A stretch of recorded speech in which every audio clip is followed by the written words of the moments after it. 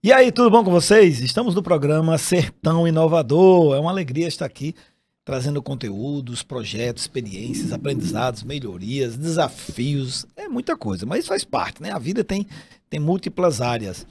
Mas tem um projeto que eu queria hoje conversar com vocês, que trabalha em uma faixa etária que eu acho fantástica, que é a fase da infância. Projetos que estimulam o protagonismo da criança, que estimula ela a ser empreendedora, a atitude. E nós temos um projeto bem interessante, o Consulte Esperança.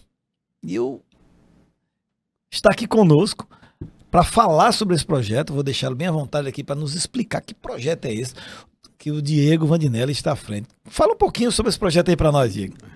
Bacana. O Consulte Esperança era uma semente, né, que estava a ser plantada já posterior à pandemia e que vem do meu propósito, né? E de sempre poder contribuir com os micro, pequenos, médios negócios da região. E por entender que a gente não tem cultura brasileira, né? Não é só aqui na nossa região. Não tem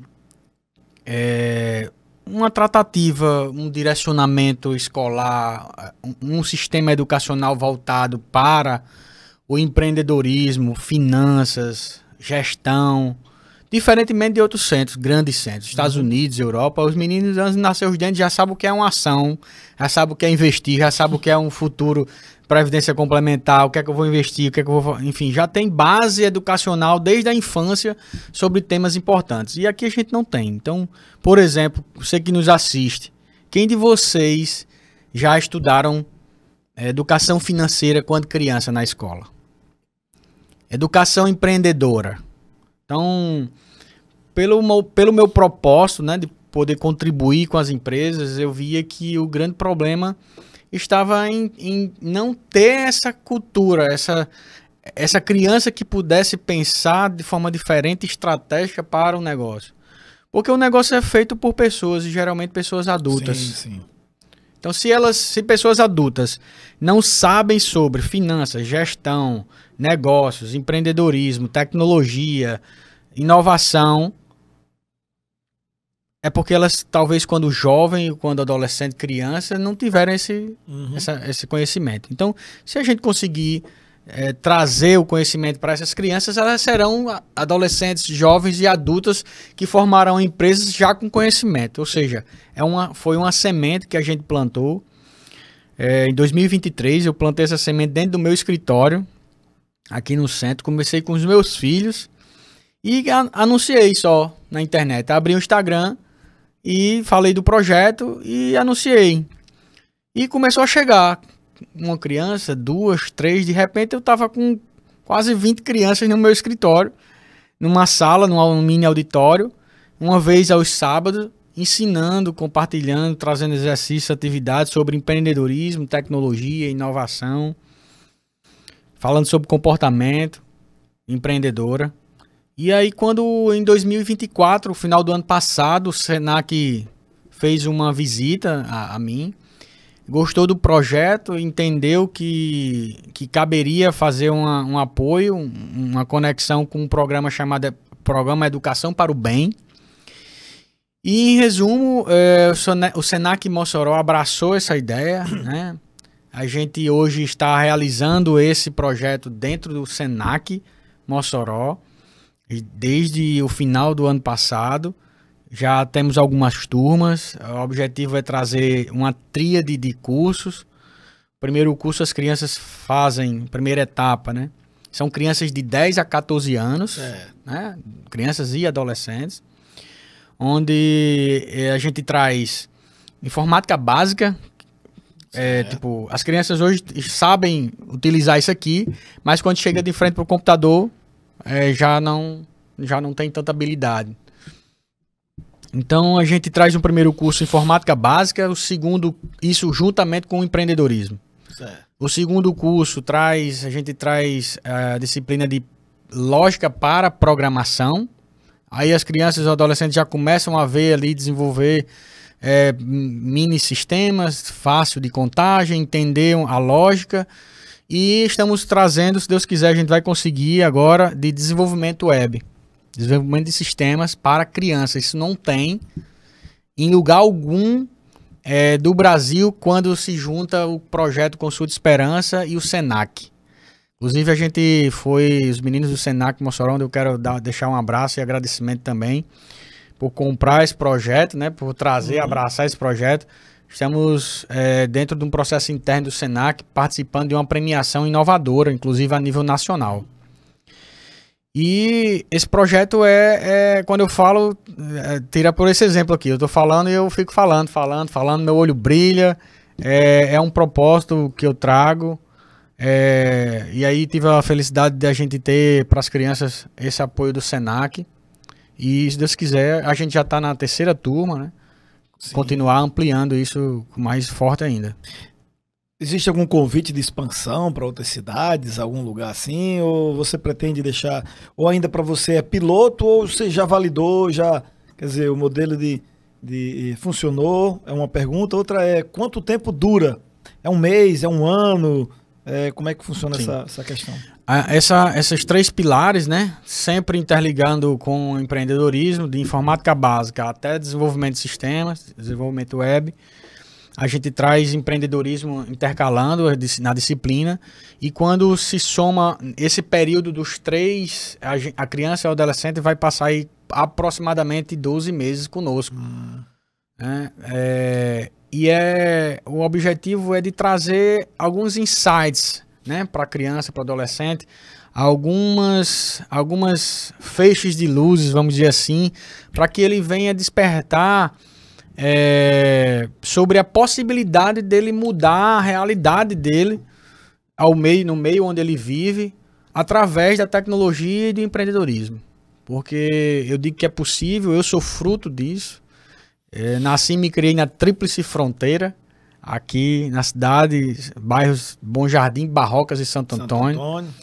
E digo que o empreendedorismo é uma das poucas oportunidades de transformação de uma sociedade. Então, temos sim convites, inclusive esse mês a gente iniciou, fizemos o lançamento de mais uma turma no Senac Açu, a cidade próxima. Já iniciamos uma nova turma lá, dias atrás, fui lá fazer a inauguração junto com toda a equipe pedagógica. Não é nada, a estrutura do projeto não é nada inventado, tipo, vamos para lá e fazer o que com os meninos. Existe um planejamento pedagógico, existe um cronograma de ações, existem atividades a serem realizadas com eles, é uma escola voltada para esse tema de tecnologia, inovação, empreendedorismo. Então, temos outros convites, mas aí para ir para outras cidades. Mas a gente tem buscado apoio para isso também, que não requer só pessoas, mas requer investimentos, estrutura física, enfim. E a estrutura do Senac é muito bem equipada. Graças a Deus a gente teve essa enorme felicidade de estar, porque são máquinas, equipamentos novos. O laboratório do Senac aqui em Mossoró teve o apoio da Microsoft, então é um laboratório ultra moderno. E os meninos estão muito bem assistidos, e é algo que eu nunca nem sonhava ter isso quando criança. Imagine a gente tá fazendo isso pelas crianças aqui da nossa região agora, né? Isso é muito bom, muito bom. Eu fico escutando isso aqui, aí, que a gente que está ali na gerência da incubadora já fica pensando, tem que transformar isso aí num negócio, É verdade. Inclusive, falando em negócio, né, sábado agora, no lado do empreendedorismo, eu faço questão de ir lá e dar aula para os meninos, né? E sábado agora, pra você ter ideia, dentro da lógica e programação que eles estão no final desse módulo, a gente fez uma startup, claro que de forma né, na imaginação, a gente fez uma startup e cada um fazendo sua startup, elaboramos um pitch, e quem se dispôs a apresentar teve 3 minutinhos lá para apresentar um pitch. Então, lá no nosso Instagram tem algumas façanhas das crianças fazendo seu pitch, apresentando sua ideia magnífica de resolvendo o mundo. Cara, isso é fantástico. Chega a me arrepio, fica todo arrepiado. É muito Legal. massa, é muito massa. Principalmente porque você está plantando sementes nessas crianças, tem um pouco a ver com o que a gente estava falando há pouco tempo atrás, está plantando sementes de futuro. Possibilidades de futuro que antes, sem um projeto desse, não teria. Talvez eles devem estar só jogando, brincando, né? Lá no Roblox, quer ir pro Roblox, quer brincar em outros jogos. E aí você está estimulando a imaginação dela para gerar transformação social.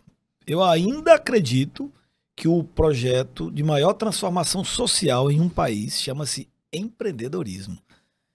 Exatamente. E respeito todas as opiniões contrárias, mas o empreendedorismo, ele é fantástico. Ele muda a sociedade, ele gera emprego, ele transforma vidas.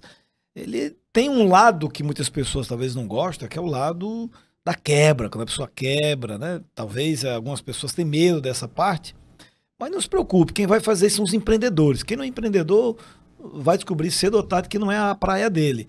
Então, ou por nascimento, entre aspas, ou por a aquisição de conhecimento e aprender a empreender, de fato é uma área que requer muito daqueles que vão ter que empreender. Mas, de qualquer forma, você está criando essas sementes, está plantando essas sementes neles. Isso é muito bonito. E, inclusive, Alamés, a gente percebendo a interação com eles, cara, eu me surpreendo a cada aula, a cada momento, a cada que eu estou com eles. Eles levam tão a sério, cara.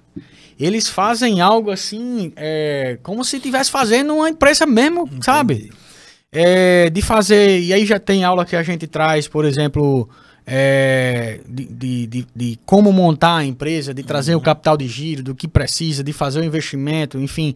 Eles trazem com tanta seriedade que eu fico impressionado. Eu, quando criança com 10, 11 anos, velho, eu não pensava nisso, não. Brincando de bila. Era, brincando de peão e correndo na rua. Claro, tudo bem que tá São certo. realidades diferentes, né? Mas são realidades totalmente diferentes. E eles enxergam aquilo com uma... De fato, uma possibilidade. Levar a sério, né? E sério demais. E o outro lado também são as famílias, sabe? Os pais, a gente tem recebido diversos feedbacks de importância, mães e pais que se emocionam falando sobre a importância deles estarem, por esse fator, se dando melhor na escola, com mais atenção, com mais foco. A gente também no projeto, nós acolhemos crianças com autismo e crianças com autismo interagindo com outras crianças típicas e atípicas, enfim, isso é magnífico. E as mães e os pais, cara, é fantástico trazer essa realidade para eles. Legal. E eles trazendo de feedback, isso é encantador. Eu acredito que eu não paro mais nunca. Enquanto Deus não me permitir sopro, a gente vai estar aqui levantando essa bandeira, porque, como você colocou, eu também acredito que o empreendedorismo é transformador. Muito bom. Obrigado aí, Diego, por essa... Parabéns pela sua iniciativa. Insista, persista. Enfim, vai melhorando, vai lapidando esse processo, né? E certamente lá no futuro, alguns desses meninos poderão puxar no Instagram deles assim, bem antigo. Olha, foi você que falou isso aqui, que me ajudou a participar disso. Certeza. É o que a gente imagina, que eles voem, né? Voem alto. Nós somos, sim, um Vale do Silício em Mossoró. Temos essa capacidade. Está se formando um ecossistema totalmente propício para isso na cidade. Então, eu acredito demais mesmo. E que Deus tome conta desse projeto e da vida deles, né? Amém. Vamos para o intervalo e a gente volta já já. Joana, Lucas e Emily. Sabe o que essas e outras mais de 1.500 crianças e adolescentes atendidos pela Casa Durval Paiva têm em comum? Todos são unidos por um mesmo sentimento: a esperança. A Casa Durval Paiva, de apoio à criança com câncer, transforma os seus valores em atitudes. Porque, mais do que concreto, a Casa Durval Paiva, de apoio à criança com câncer, é feita de pessoas que amam pessoas, de sonhos que abraçam a fé, de esperança que brota no coração de quem nasceu para vencer desafios.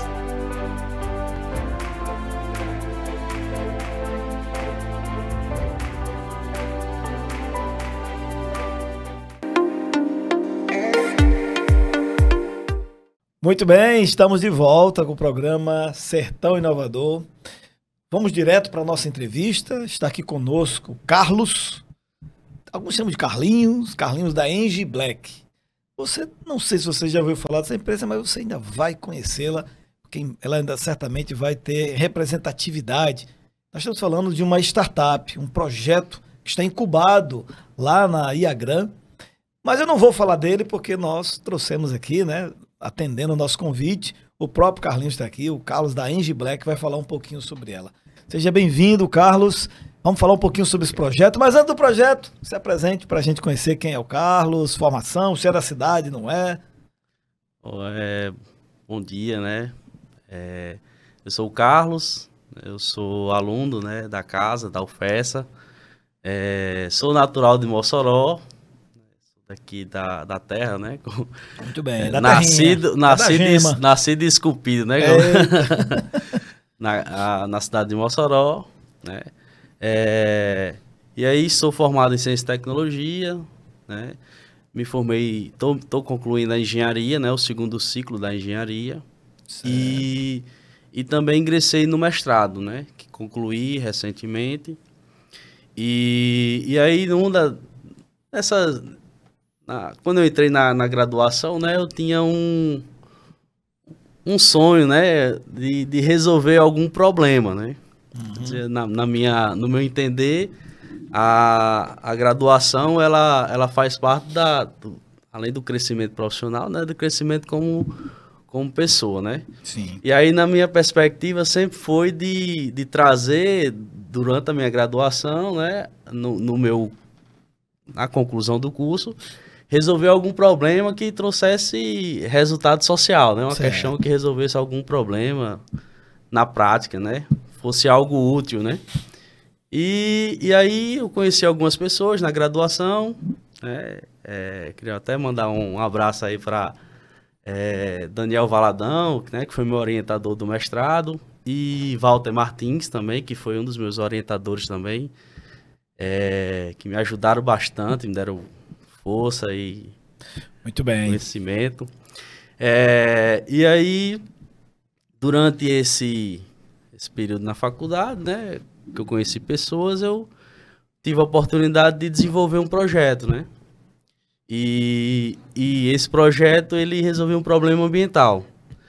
E aí, a partir disso, eu criei, né, um sistema que ele resolve dar suporte no processo de remediação, né? E aí, criei a minha empresa, né, a Engie Black, né, para prestar esse serviço, e foi por meio dela que eu conheci a empresa que hoje eu atuo, né, que em parceria, que é a Segura. Também mandar um abraço aí para seu Jax e Eliseu, né? E aí comecei a prestar serviço para eles, né, no processo de remediação, que é o campo de atuação que o sistema trabalha, né? Ele resolve dar suporte no processo de remediação. Explique para nós um pouquinho o que é essa remediação aí no meio ambiente. Eu já ia perguntar.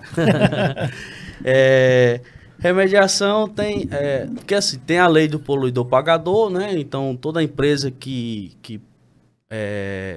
tem algum grau de risco, né? Toda atividade tem um risco, né? Sim. Mas algumas têm mais risco, né? E aí, como o risco ambiental, né? Risco de contaminação por seu produto. É o caso, por exemplo, das petroleiras, né? Certo. Então, ela tem sua atividade, e essa atividade ela é impactadora, né?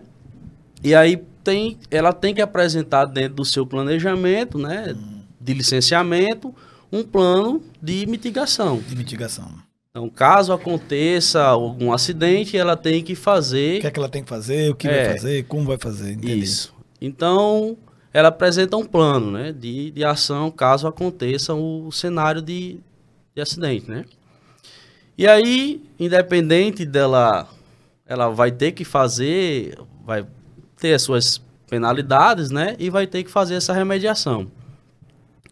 Só que, na prática, né, essa remediação, ela é onde as empresas sangram, né? Porque tem um custo muito alto, né? E os cenários, eles mudam constantemente, né? Então, um poço que é num canto A, um poço no local B, as condições ambientais elas vão mudando, né? E as tomadas de decisão vão se tornando cada vez mais difíceis, né? E aquele tomador de decisão, ele tem que ser rápido para... E aí é onde entra a plataforma. Ele vai dar esse suporte para esse tomador de decisão fazer uma análise mais precisa, né? Mais precisa, com base na ciência, né? Uma inteligência artificial. Ela vai dar esse suporte, né? Com base nos critérios ambientais. Aí esse sistema, ele tem, eu durante a graduação, né, durante a pesquisa, eu relacionei esses critérios, né? Então, quais critérios esse problema ele vai absorver, né? Então, aí eu relacionei com as ODS, né? Os 17 Objetivos de Desenvolvimento Sustentáveis. Então, eu tenho critérios que são ligados ao meio ambiente, critérios econômicos. Então, eu selecionei 15 critérios, né? E relacionei esses critérios com os ODS. Ou seja, eu tornei esses critérios uma forma de você alinhar com o desenvolvimento sustentável, né? E dessa forma, eu coloco uma remediação, né? Um problema ambiental, resolver esse problema ambiental com base no desenvolvimento sustentável, certo, tornando o processo de remediação mais sustentável. Interessante. Então, a gente conseguiu já testar, né? Eu testei ele em 2 casos reais e a gente conseguiu reduzir até 40% do custo de uma operação. Né? Então, é um resultado bastante expressivo. Né? Ele se adequa a qualquer... problemas, vamos dizer, reais ambientais. Isso, relacionado a solo. Sim. Ele foi desenvolvido e pensado para solos. A gente tem a operação, por exemplo, no caso do petróleo, né, da produção de petróleo, né? Ele tem onshore, né, que é em terra, e tem offshore no mar, né? Aí os critérios eles foram voltados para solo. Ok. Né, eles foram relacionados com o solo. E você falando, eu perguntei porque você falando me remeteu a um acidente de Mariana, que meu primo, inclusive, faleceu naquele acidente. E como prever um acidente daquele, né? Para que pudesse, de certa forma, evitar. Mas, infelizmente, quando não se evita... Como trazer, pelo que eu entendi, dentro da sua solução, uma previsão de ações que remediem um determinado dano e que possa ser ágil, né? Que possa ser padronizado, enfim. Funciona nessa pegada? Não tem como prever o acidente, claro, né? Assim, como ele vai acontecer. A questão ele vai acontecer em algum momento, né? É a lei de Murphy, né? Se tem possibilidade de acontecer, uma hora vai acontecer. É só quando, né? Então, o sistema ele não tem como prever quando vai acontecer o acidente, né? Mas ele vai dizer assim, se acontecer, você vai ter uma solução, digamos, mais sustentável, né? Ok, deu para entender. Entendeu? Entendi. Ou seja, ele trabalha em cima da remediação, quer dizer, ou da correção dos fatos que já aconteceram. Né? Isso. Muito então, bom. Como é que está no momento agora? Você está em que momento, que ponto assim da estruturação, né, da sua jornada? Você está validando, né? Você já teve 2 casos. Isso. Você disse, não sei se tem, mas tem algum percentual de acerto, um percentual de... Tem alguma coisa nesse sentido? A gente está estudando agora a implementação do Machine Learning, né? Que é o aprendizado de máquinas. Então, hoje,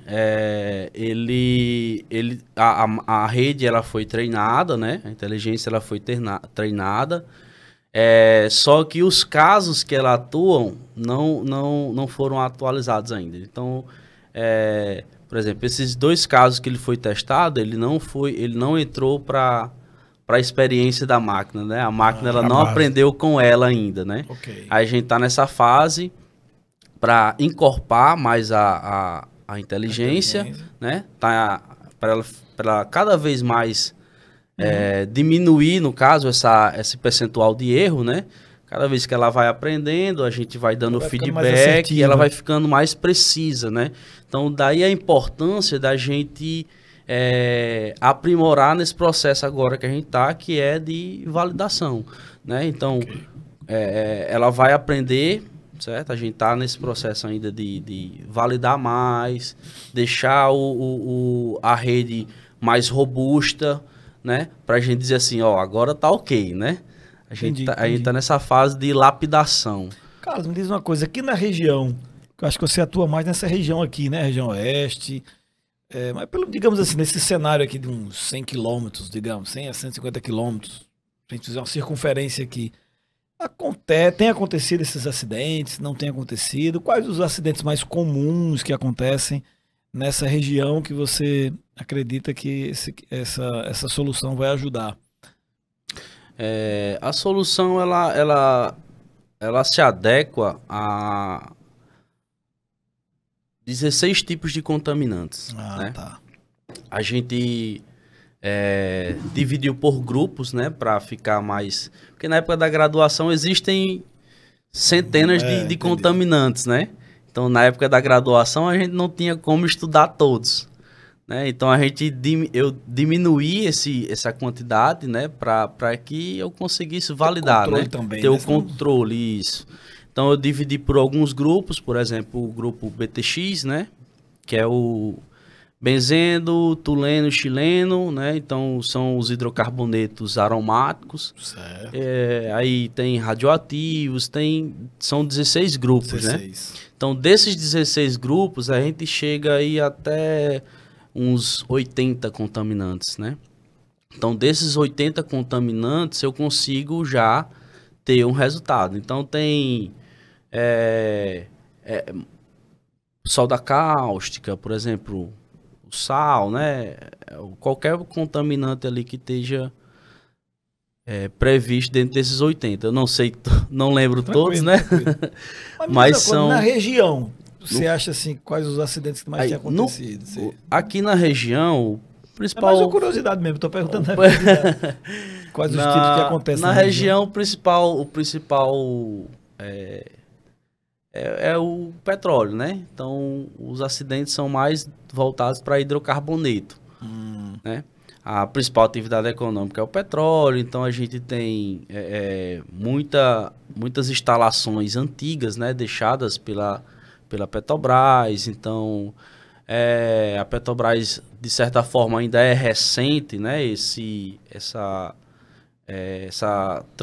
transposição, né, para as independentes, né, para as concessionárias independentes. Então, de certa forma, ainda tem eles ainda têm um pouco de dificuldade, né, no meu entender, né, ainda está nesse processo de melhoria, né. Então tem tido alguns acidentes, né, como eu disse, né, é só questão de tempo de acontecer, né. Então essas tubulações, elas ficam expostas, elas acontecem, os acidentes de grandes proporções, são raros de acontecer, certo. Mas de pequenas proporções eles são constantes. São mais frequentes. São frequentes, certo? Eu já acompanhei 2 de grandes proporções, mas eu não lembro de ter outros. Outros é mais pontual, né? Mas de grandes proporções foram 2. E aí um impacto gigantesco foi justamente esses 2 que a gente conseguiu testar, né? E teve resultados, né? E você muito consegue perceber, Carlos, por exemplo, mercado, em termos de alocação, né, da sua solução no mercado, e até mesmo quanto à percepção concorrencial, como é que está hoje Brasil? Existe? Quem é que se desponta no mercado? Concorrência não tem, né? É um projeto inovador. Não tem... a gente, no processo de avaliação para fazer o registro de software, né?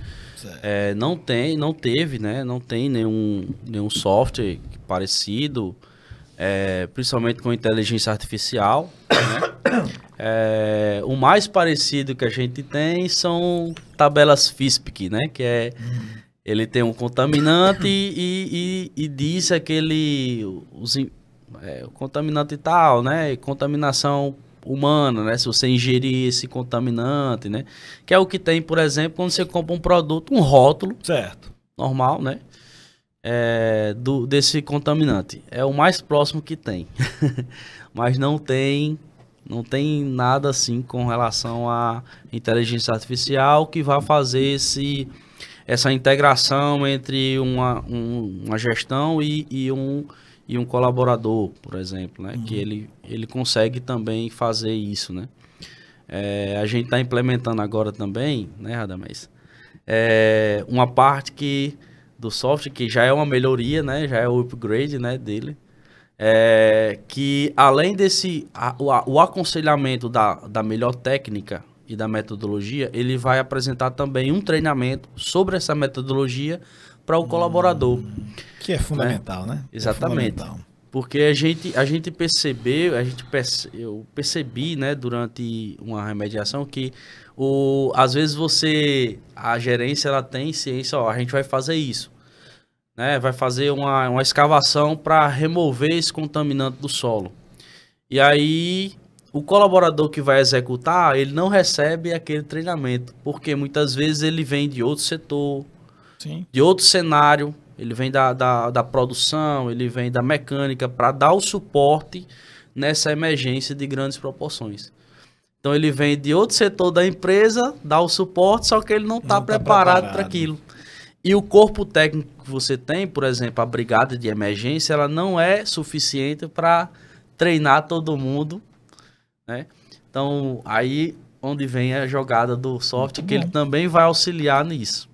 Então, nós temos aqui uma esteira que ainda tem muitos produtos, nós temos um oceano azul e tá nas suas mãos aí, né, da equipe, realmente acertar, né, bem direitinho todos os itens para que a entrega seja eficaz. Certamente, em algum momento aí, algum contrato bom, grande, vai aparecer. A gente torce que isso dê certo. Estamos lá na Iagrana trabalhando para isso, tentando conectar o máximo possível. Vamos ter feira aí, né? Daqui a pouco vem Expo Fruit, daqui a pouco vem óleo e gás. Óleo e gás, principalmente óleo e gás, né? Você vai estar participando também por lá. E quero agradecer a sua vinda, deixar você com as considerações finais aí. Já agradeço a sua participação. Eu queria agradecer a oportunidade, né? A Iagrana também, que está dando esse suporte, né? Que é fundamental. Proporcionou conhecer pessoas e a gente já montou a parceria, né, com o Edson, né? Olha aí. Edson, que também é incubado, né? Sim. Ele é um cara muito, muito inteligente e vai ser uma pessoa que vai contribuir bastante para esse sistema, né? E agradecer a oportunidade, agradecer a UFESA, né? E mandar um abraço à minha filha. Esse final de semana é o Dia dos Pais, né? E eu vou passar o final de semana com minha filha, ansioso. E desejar Feliz Dia dos Pais para vocês também, né? Opa, Carlos. Para todos os pais também. Um abraço ao meu pai também. E vamos terminar o programa assim, dando parabéns para os nossos pais, né? Aqueles que nos ajudaram. Aqueles que nos ajudam, nos ajudaram, faz parte aí da nossa história. Isso. Falar a sua palavra também, então. Parabéns, Carlos, aí pela iniciativa. São desafios, né? Nunca vai ser fácil, mas é uma satisfação tê-lo. Anima muito ver novas iniciativas sempre na cidade e nas incubadoras, principalmente na Iagrana. E desejar também as felicitações para os pais, né, que nos assistem, para a gente aqui e que Deus nos abençoe, né? Muito bom, obrigado pela participação de todos. A gente se encontra na próxima edição.